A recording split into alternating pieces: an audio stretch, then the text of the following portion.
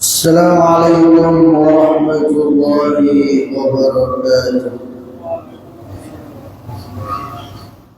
الحمد لله على إحسانه والشكر له على توفيقه وامتنانه، وأشهد أن لا إله إلا الله وحده لا شريك له تعظيما لشأنه، وأشهد أن نبينا محمدا عبده ورسوله الداعي إلى رضوانه.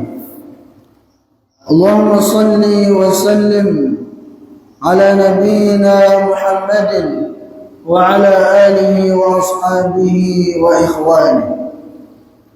رب اشرح لي صدري ويسر لي أمري واحلل عقدة من لساني يفقهوا قولي. اللهم انفعنا بما علمتنا وعلمنا ما ينفعنا وزدنا علما. Para jemaah yang mudah-mudahan dimuliakan dan dirahmati oleh Allah Azza wa Jalla, puji dan syukur senantiasa kita aturkan kepada Allah Subhanahu wa Ta'ala atas segala limpahan nikmat dan karunia yang telah Allah Subhanahu wa Ta'ala berikan kepada kita semua. Terkhusus nikmat iman dan Islam yang merupakan dua nikmat terbesar yang Allah Subhanahu wa Ta'ala berikan kepada hamba-hambanya. Begitu pula kita bersyukur kepada Allah Subhanahu wa Ta'ala atas nikmat kesehatan dan kesempatan yang alhamdulillah sampai detik ini Allah Subhanahu wa Ta'ala masih karuniakan kepada kita semua, sehingga kita bisa sama-sama duduk bermajlis di tempat yang mulia ini dalam rangka kita mengkaji kitab Allah, dalam rangka kita memahami Al-Quranul Karim, yang mudah-mudahan dengan sedikit usaha kita ini menjadi bukti akan kecintaan kita kepada Allah Subhanahu wa Ta'ala. Karena salah satu bukti, salah satu pembuktian seorang itu betul-betul mencintai Allah Subhanahu wa Ta'ala adalah ketika dia senang untuk membaca Al-Quranul Karim, senang untuk mentadabburinya, senang untuk memahaminya. Maka ini yang kita harapkan. Sebagaimana juga mudah-mudahan dengan sedikit usaha kita ini yang menjadikan kita mendapatkan fadilah-fadilah dan keutamaan-keutamaan yang Rasulullah SAW janjikan bagi mereka yang mau menghadiri majelis-majelis ilmu. Ya, seperti sabda Nabi SAW, "Man salaka tariqan yaltamisu fihi ilman sahhalallahu lahu bi tariqan ila al-jannah." Yang artinya barang siapa yang menempuh suatu jalan, menempuh suatu usaha dalam rangka menuntut ilmu syar'i, niscaya Allah Subhanahu wa Ta'ala akan permudah langkahnya menuju syurga. Nah, para jemaah yang dimuliakan, pada kesempatan ini kita akan melanjutkan pembahasan kita dari tafsir juz' amma. Itu kita akan melanjutkan pembahasan dari surah Al-Buruj, di mana pada kesempatan yang lalu kita sudah membahas beberapa ayat dari surah Al-Buruj ini. Itu firman Allah Subhanahu wa Ta'ala, "A'udzu billahi minasy syaithanir rajim. Bismillahirrahmanirrahim. Was-samaa'i dzatil buruj." Yang artinya demi langit yang memiliki gugusan bintang. Maka di sini Allah Subhanahu wa Ta'ala bersumpah dengan langit, begitu pula dengan bintang-bintang yang ada padanya. Kemudian wal yaumil mau'ud, dan demi hari yang dijanjikan. Para ulama menyebutkan yang dimaksud dengan hari yang dijanjikan itu adalah hari kiamat, hari kebangkitan, hari pembalasan. Dengannya Allah Subhanahu wa taala bersumpah untuk mengisyaratkan kepada kita bahwasanya hari kiamat itu betul-betul akan terjadi dan semua kita pasti akan mendapatinya. Kemudian ayat yang ketiga, Allah Subhanahu wa taala berfirman, "Wa syahidin wa masyhud," dan demi yang menyaksikan dan yang disaksikan. Siapa yang menyaksikan dan siapa yang disaksikan? Nah, di sini ada beberapa pendapat dari kalangan para ulama. Sebagian mengatakan yang menyaksikan adalah Rasulullah, yang disaksikan adalah ya umat-umat beliau, sebagaimana yang Allah sebutkan dalam Al-Quran, "Wajihna bika ala haula'i syahida," dan kami akan datangkan engkau wahai Muhammad sallallahu alaihi wasallam nanti di hari kiamat sebagai saksi atas ya haula, atas mereka semua, atas umat-umat itu. Atau sebagian ulama mengatakan yang menyaksikan di sini maksudnya adalah kita umatnya Nabi Muhammad. Yang disaksikan adalah umat-umat yang lainnya. Ini sebagaimana yang Allah sebutkan dalam ayat yang lainnya, di mana Allah Subhanahu wa taala berfirman, "Wa kadzalika ja'alnakum ummatan wasatan litakunu syuhada'a 'alan nas." Maka demikianlah kami jadikan kalian wahai umatnya Nabi Muhammad sallallahu alaihi wasallam sebagai umat yang wasat, yang pertengahan, supaya kalian nanti dijadikan sebagai saksi atas seluruh manusia. Kemudian juga sebagian ulama menyebutkan yang menyaksikan yang dimaksud dengan ayat ketiga ini adalah ashabul ukhdud, itu orang-orang yang menggali parit, kemudian ditaruh di sana kayu bakar, kemudian dinyalakan, lantas kemudian dilemparkan ke dalamnya orang-orang yang beriman. Dan orang-orang yang membuat parit ini itu dari raja yang zalim dan tentara-tentaranya. Mereka menyaksikan orang-orang yang beriman yang dibakar. Ya, bahkan mereka bersenang-senang, mereka merasa bangga menyiksa orang-orang yang beriman di dalam parit itu. Ini yang dimaksud yang menyaksikan adalah raja dan tentaranya, yang disaksikan adalah orang-orang yang beriman yang disiksa, yang dibakar di dalam parit tersebut. Kemudian Allah Subhanahu wa taala berfirman, "Qutila ashabul ukhdud," yang artinya sungguh binasa dan terlaknatlah orang-orang yang membuat parit. Ini terakhir yang kita bahas pada kesempatan yang lalu. Jadi Allah Subhanahu wa taala berfirman, sungguh binasa dan terlaknatlah orang-orang yang membuat parit. Siapa orang-orang yang membuat parit di sini? Ada beberapa versi disebutkan dalam kitab-kitab tafsir. Di antaranya ada yang mengatakan yang dimaksud adalah seorang raja di zaman dahulu di Yaman yang bernama Raja Yusuf Dzunnuwas. Dia itu orangnya beragama Yahudi, fanatik terhadap agama Yahudi. Lantas kemudian dia memaksa orang-orang Nasrani di zaman itu untuk memeluk agama Yahudi. Yang tidak mau memeluk agama Yahudi dibakar oleh Raja Yusuf Dzunnuwas. Itu menurut ya sebagian kitab tafsir. Sebagian mengatakan yang dimaksud dengan ashabul ukhdud di sini adalah itu kisah yang berkaitan dengan seorang anak muda yang mempelajari sihir, sekaligus dia juga belajar agama kepada seorang ulama yang ada di zaman itu. Ya, ini terjadi juga di zaman dahulu sebelum Rasulullah SAW. Dan ini sudah kita kisahkan pada kesempatan yang lalu.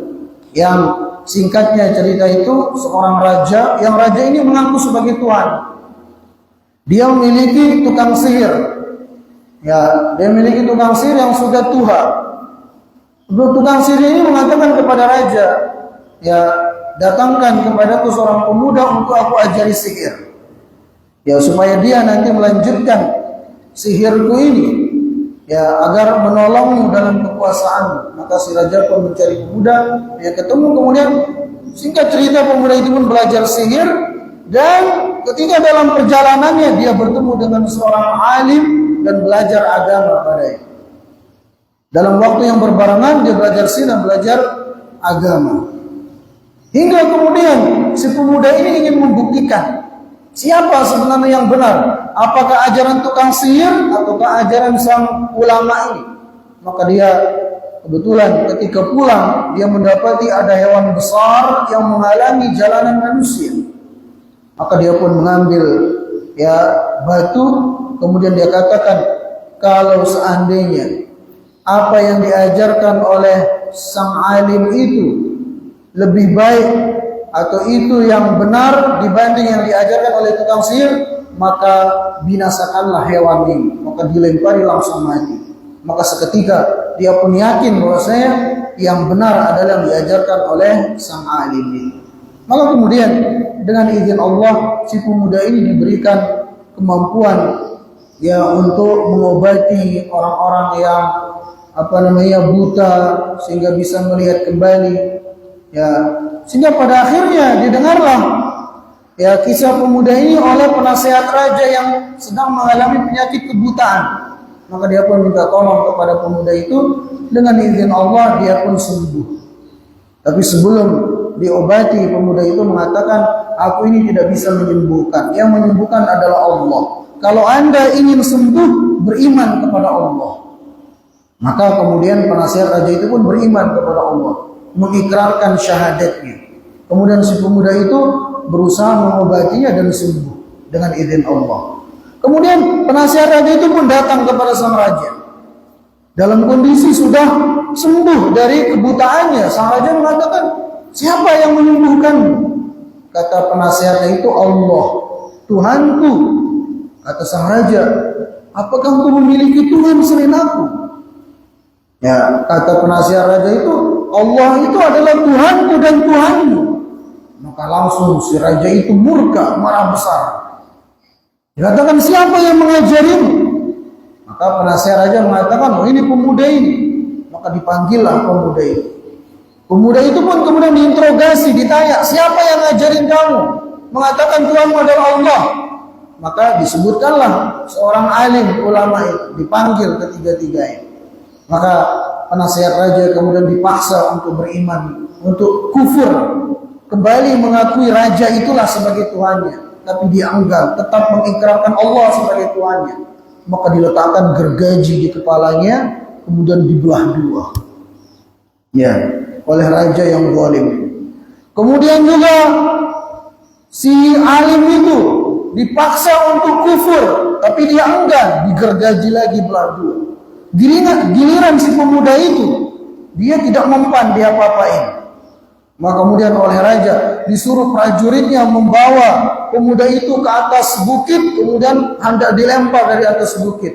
Sekalinya belum sampai atas bukit, terjadi gempa, bukit itu bergoyang kuat sehingga seluruh prajurit raja mati kecuali pemuda itu yang selamat. Kembali pemuda itu kepada sang raja, mengatakan, mana prajurit-prajuritku? Kata pemuda itu, Allah Subhanahu wa taala telah menyelamatkanku dari mereka. Maka si raja pun menyuruh prajurit yang lainnya agar pemuda ini dibawa ke tengah lautan, kemudian akan dilempar, ditenggelamkan di tengah lautan dalam kondisi diikat.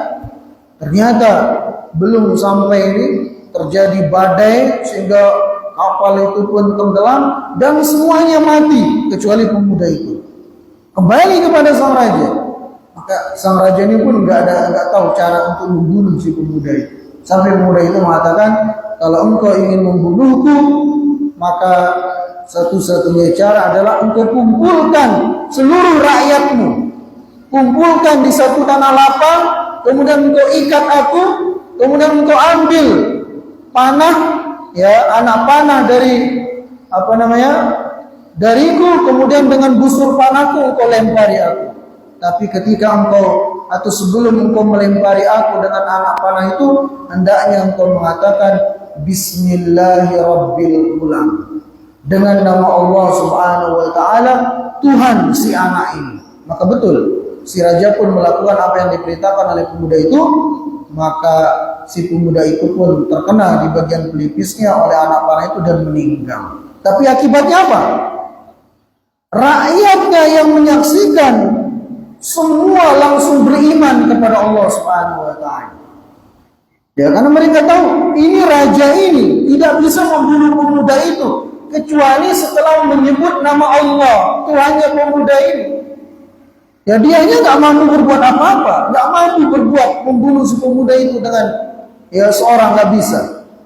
Setelah menyebut nama Allah baru, maka rakyatnya pun semua beriman kepada Allah. Maka di sanalah sang raja itu marah, kemudian disuruh dibuatkan parit, kemudian diletakkan kayu bakar di sana, ya, kemudian dibakar, lantas satu persatu rakyatnya disuruh kufur kepada Allah, kembali mengaku dirinya sebagai Tuhan. Yang enggan maka dilemparkan ke dalam parit yang menyala-nyala itu. Nah, inilah dia yang disebutkan dalam surah Al-Burud ayat 4 ini. Jadi Allah Subhanahu wa taala berfirman, "Qutila ashabul ukhdud", yang artinya sungguh binasa dan terlaknatlah orang-orang yang membuat parit itu. Itu raja tadi. Kemudian ayat yang kelima, Allah Subhanahu wa taala berfirman, "An-nari dzatil waqud", yaitu api, ya, yang berapi-api, yang dinyalakan dengan kayu bakar. Itu api yang kita sebutkan tadi, itu parit. Kemudian di sana dibakar kayu, sudah menyala-nyala, baru orang-orang yang beriman dilemparkan ke dalam parit tersebut. Ya, an-nari dzatil waqud, yang apinya terus-menerus menyala karena kayunya selalu tersedia di sana. Dzatil waqud artinya yang memiliki bahan bakar yang selalu tersedia, sehingga apinya itu tetap menyala untuk membakar orang-orang yang beriman. Kemudian ayat yang ke-6, Allah Subhanahu wa taala berfirman, "Idhum 'alaiha qu'ud", ketika mereka duduk di sekitarnya.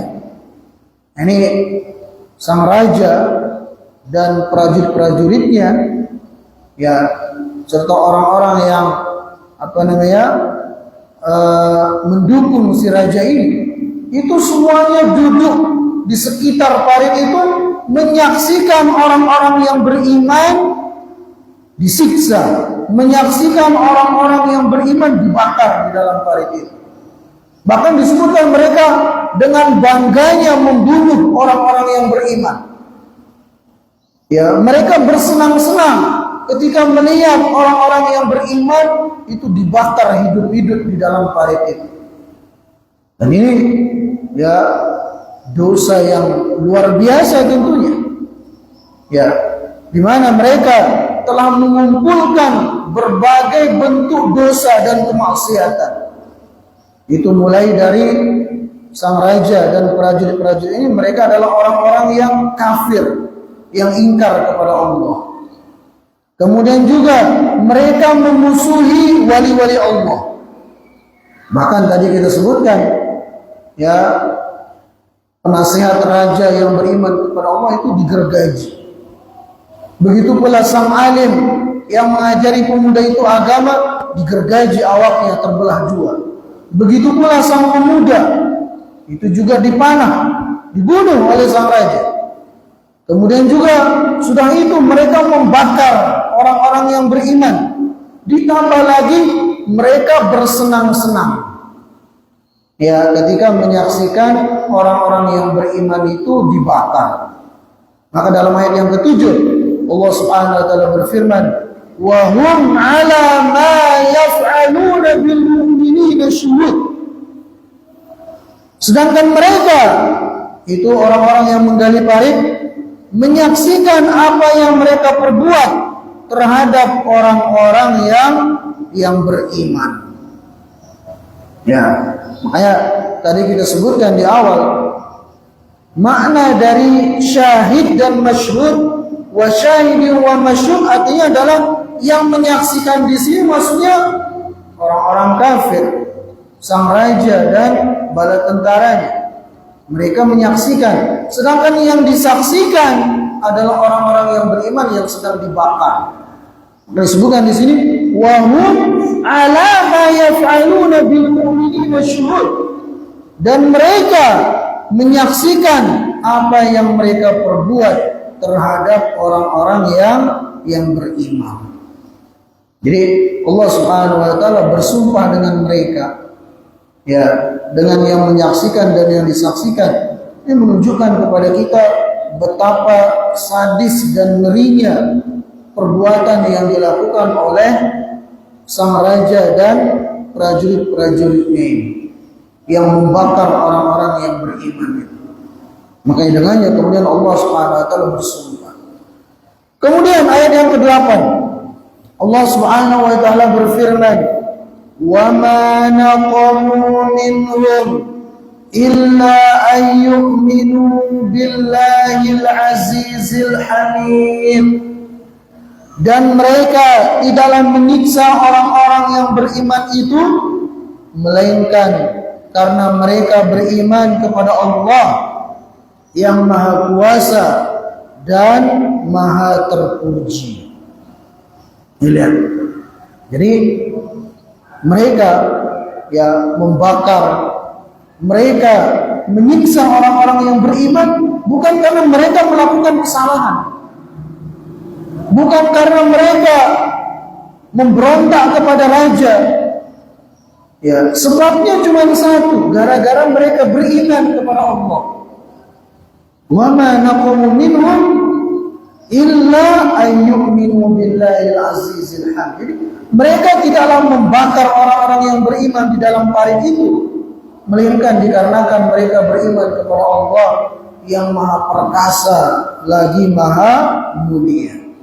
Maka ini ya para jamaah yang muliakan, mengisyaratkan kepada kita bahwasanya merupakan sunnatullah, bahwasanya perselisihan, ya, perseteruan antara hak dan batil itu akan tetap ada sampai hari kiamat. Bahwasanya orang-orang baik itu sampai hari kiamat pasti akan ada orang-orang yang memusuhinya. Sejak zaman dahulu. Ya, bukan karena mereka melakukan dosa-dosa, tapi karena kebaikan yang mereka lakukan justru mereka dimusuhi. Ya, kita saksikan di zaman kita ini. Ya, ketika ya orang-orang ketika berusaha untuk menegakkan tauhid, ada yang memusuhi dari orang-orang yang tidak senang dengan tauhid. Ya, kita saksikan kadang ada wanita yang berhijab dengan hijab yang syar'i, kadang dimusuhi oleh mereka yang tidak senang. Ya. Bahkan di zaman Nabi Lut alaihissalam, Nabi Lut itu dimusuhi oleh kaumnya. Kenapa? Karena Nabi Lut itu tidak mengikuti apa yang dilakukan oleh kaumnya, yaitu melakukan hubungan dengan sesama jenis itu. Maka apa yang dikatakan oleh kaumnya Nabi Lut kepada beliau? Mereka mengatakan, akhriju ala Lutin min qaryatikum innahum unasun yatatahharun. Lihat apa kata kaumnya Nabi Lut. Usir Lut ini dan keluarganya. Ya, akhriju ala Lutin min qaryatikum. Usirlah, keluarkanlah Lut dan keluarganya dari kampung kita ini. Karena sesungguhnya mereka itu adalah orang-orang yang yatatahharun, yang sok suci. Jadi kata-kata sok suci ini sudah ada sejak zamannya Nabi Lut. Jadi Nabi Lut yang menentang perbuatan kaumnya yang senang praktik sodomi, laki senang laki, perempuan senang perempuan, itu dituduh oleh kaumnya sebagai yatatahharun, orang-orang yang sok suci. Sekarang ada nggak orang-orang seperti itu? Banyak. Ya, kadang ketika kita berusaha untuk melaksanakan perintah-perintah Allah, menjauhi larangan-larangan Allah, apalagi kalau berusaha mengajak orang kepada kebaikan, kadang timbul tuduhan-tuduhan seperti itu. Itu si fulan itu orangnya sok suci. Ya, ternyata ucapan sok suci ini sudah ada sejak zamannya Nabi Lut alaihissalam. Jadi itulah ya para jamaah yang Allah muliakan, perseteruan antara hak dengan yang batil itu akan tetap ada, dan ini merupakan sunnatullah. Maka kita dalam kehidupan di dunia ini hendaknya yang kita cari itu adalah keridhaan Allah, bukan keridhaan atau validasi pengakuan dari manusia. Ya, karena kalau kita mencari, kita menginginkan semua manusia itu ridho kepada kita, itu sesuatu yang mustahil. Ya, kemudian dalam ayat ini orang beriman pun dibakar. Makanya Imam Syafi'i mengatakan apa? Ridwan nasi ghayatun la yudrak. Untuk meraih keridhaan seluruh manusia itu adalah tujuan yang mustahil untuk bisa digapai. Jadi sebaik apapun kita, pasti ada orang yang gak senang. Maka carilah ridho Allah, jangan cari ridho manusia. Ya, dalam sebuah hadis Rasulullah SAW menyebutkan, "Man iltamasa ridallah bisukhtin nas radhiyallahu anhu wa arda anhu nas. Wa man iltamasa ridwan nas bisukhtillah sakhitallahu alaihi wa asqata alaihi nas." Kata Nabi SAW, barang siapa yang mencari keridhaan Allah tapi dengan berakibat manusia tidak senang kepada dia, maka Allah akan ridha kepadanya, dan lambat laun Allah akan jadikan manusia ridha kepada dia.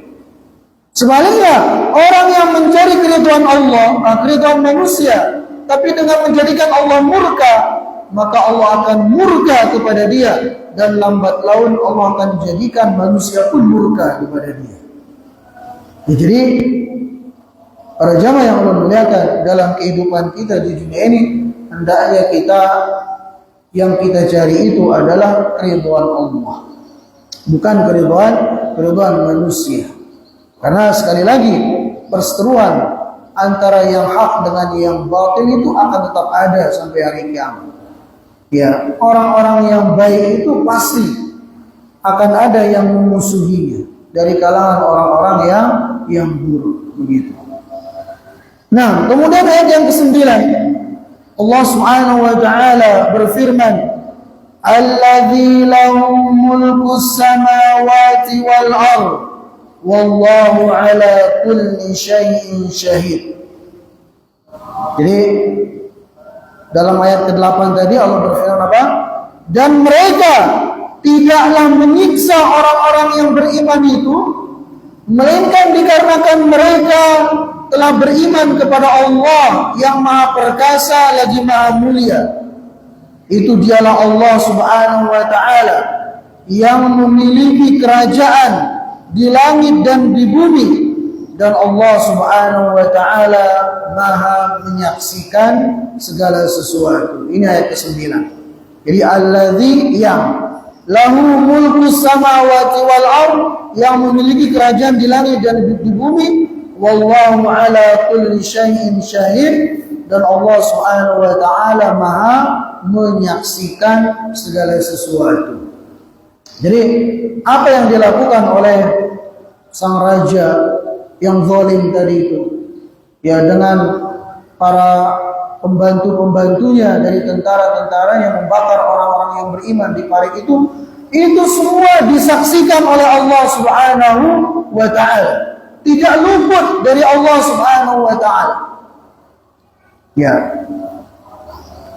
Dan Allah Subhanahu wa taala ketika membiarkan kezaliman terjadi di dunia ini, bukan berarti Allah Subhanahu wa taala lalai dari itu semua. Bukan berarti kemudian Allah Subhanahu wa taala tidak akan menghukumi mereka. Ya, orang-orang yang berbuat kezaliman itu. Kalaupun tidak di dunia dihukum, di akhirat sudah pasti. Ya, maka dikatakan Allah Subhanahu wa taala yumhil wa la yuhmil. Jadi terkadang Allah Subhanahu wa taala membiarkan ya orang-orang kafir menyiksa orang-orang yang beriman, orang-orang zalim menyakiti orang-orang yang berbuat adil. Tapi bukan berarti kemudian selesai begitu saja. Pada saatnya nanti Allah Subhanahu wa taala akan binasakan mereka. Sebagaimana kita sudah bahas pada ayat sebelumnya atau surah sebelumnya, surah At-Tariq. Allah Subhanahu wa taala berfirman, "Famahhilil kafirina amhilhum ruwaida." Maka ya berikanlah waktu. Ya, berikanlah ulur waktu bagi orang-orang yang kafir yang pada saatnya mereka akan dibinasakan oleh Allah Azza wa Jalla. Begitu pula dalam ayat yang lainnya Allah Subhanahu wa taala berfirman, "Wala tahsabannallaha ghafilan amma ya'malul zalimun, innama nu'akhiruhum liyaumin tashkhasu fihi al-absar." Yang artinya, jangan sekali-kali kalian menyangka bahwasanya Allah Subhanahu wa taala itu lalai dari apa yang dilakukan oleh orang-orang yang berbuat zalim. Sungguh Allah tidak pernah lalai.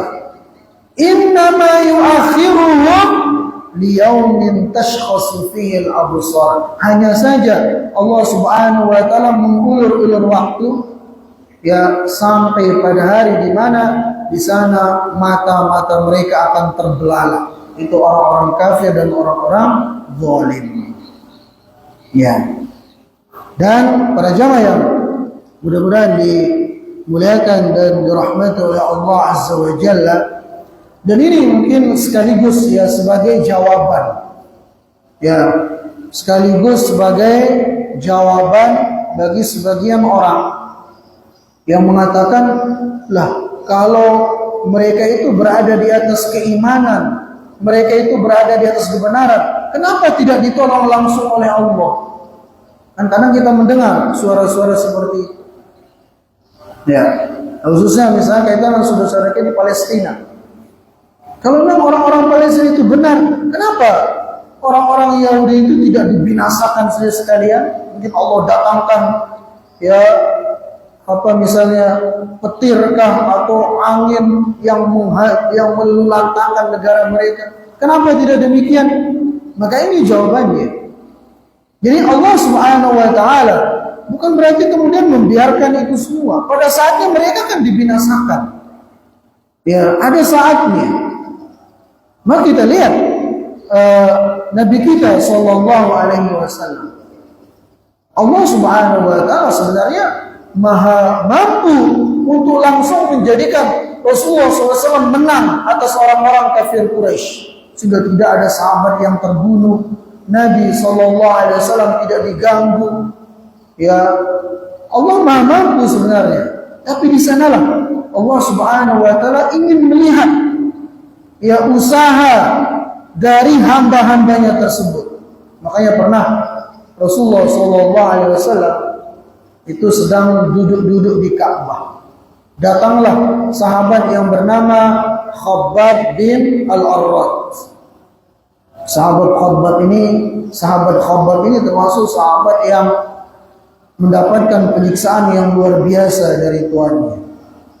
Di mana punggungnya itu disetrika oleh tuannya. Ya. Nah, dia datang kepada Nabi SAW mengatakan, "Ya Rasulullah, ala tastansiru lana." Wahai Rasulullah SAW, kenapa Anda itu tidak langsung minta kepada Allah supaya kita ini langsung dimenangkan, sehingga tidak merasakan siksaan-siksaan yang seperti sekarang ini, kata Khabbab. Maka apa kata Nabi SAW? Wahai Khabbab, tidakkah kau melihat umat-umat sebelum kita ini? Sebagian dari mereka ada yang tubuhnya digergaji sehingga terbelah dua. Itu kisah yang kita sebutkan tadi. Ada yang disisir tubuhnya dengan sisir besi yang tajam sehingga menjadikan kulitnya itu terkelupas. Tapi itu tidak menjadikan mereka surut dalam keimanan mereka. Mereka tetap kokoh dalam keimanan mereka kepada Allah Subhanahu wa taala.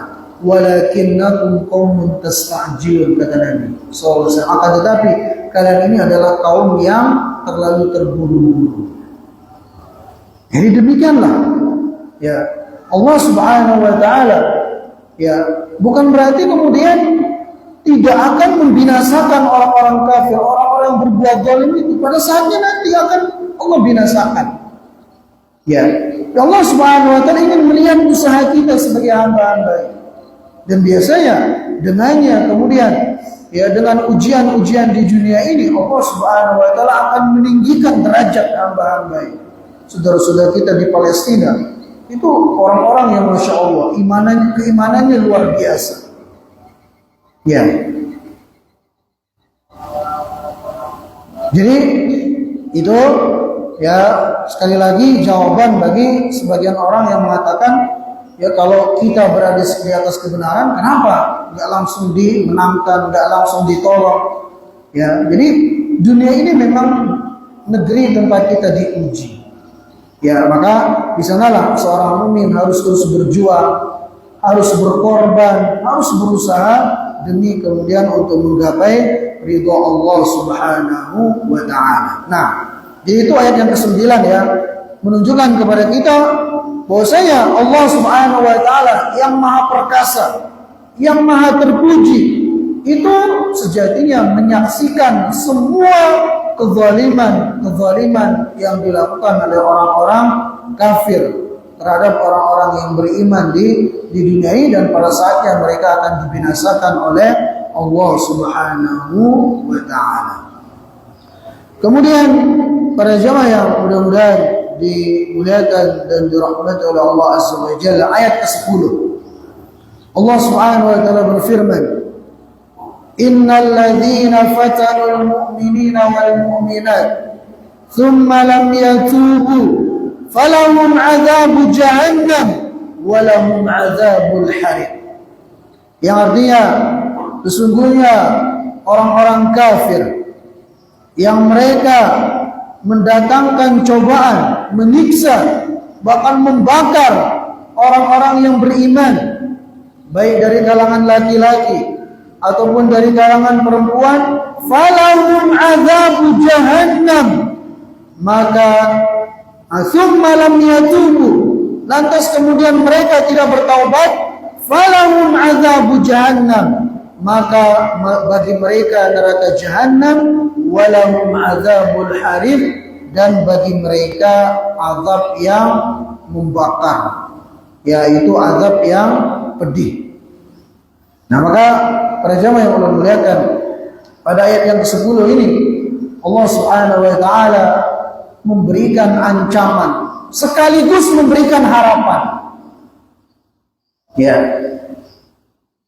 Allah Subhanahu wa taala mengancam orang-orang kafir bahwasanya mereka nanti di akhirat akan dibakar dengan api yang menyala-nyala. Tapi pada saat yang sama Allah Subhanahu wa taala memberikan harapan. Dari mana kita menyimpulkan ini? Itu dari firman Allah Subhanahu wa taala, "Tsumma lam yatubu." Ya, ulangi terjemahan ayatnya. Sesungguhnya orang-orang yang menyiksa itu raja dan bala tentara yang tadi, yang menyiksa orang-orang yang beriman baik dari kalangan laki-laki dan perempuan, lantas mereka tidak bertaubat. Ini di garis bawah. Lantas mereka tidak bertaubat, maka bagi mereka azab yang pedih dan azab yang membakar, azabul hariq. Lihat, perhatikan ayat ini. Di sini Allah Subhanahu wa taala mensyaratkan mereka itu akan dibakar, disiksa, dilemparkan ke dalam api neraka yang menyala-nyala kalau mereka tidak bertaubat. Afwan, kalau mereka tidak bertaubat, iya. Pemahaman sebaliknya, kalau mereka bertaubat, mereka akan disiksa apa enggak? Enggak. Bayangkan ya, kalau secara nalurinya kita mungkin saking bengis, saking dahsyatnya kelakuan orang-orang kafir yang membakar orang beriman, mungkin kita menganggap ya mereka itu nggak pantas diampuni, nggak pantas diberikan taubat oleh Allah Azza wa Jalla. Lah mereka sudah kafir, mereka sudah membakar ya kaum muslimin, orang-orang yang beriman, bahkan mereka menggergaji dua wali Allah, membunuh sang pemuda. Harusnya mereka ini nggak dikasih taubat. Kalaupun mereka bertaubat, harusnya ya tidak perlu digubris gitu.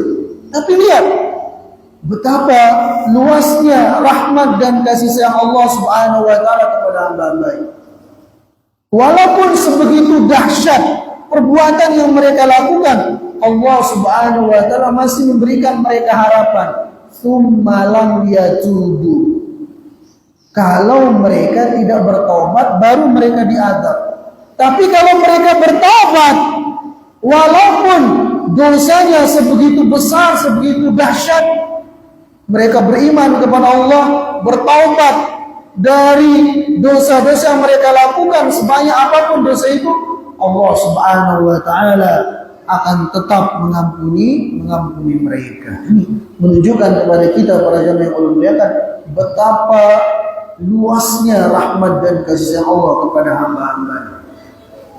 Ya, kita di zaman sekarang ini ya seburuk ya sebejat apapun seseorang, mungkin tidak ada yang berani melakukan seperti yang dilakukan oleh Ashabul Ukhdud ini, sampai membakar, menggergaji orang menjadi dua.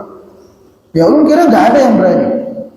Ya, tapi walaupun demikian Allah masih memberikan harapan kepada mereka untuk bertaubat.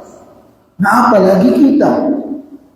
Makanya Al-Imam Al-Hasan Al-Basri, beliau dalam mengomentari ayat ini mengatakan, "Unzuru ila hadzal karam wal jud, qatalu awliya'ahu wa huwa yad'u ila taubah."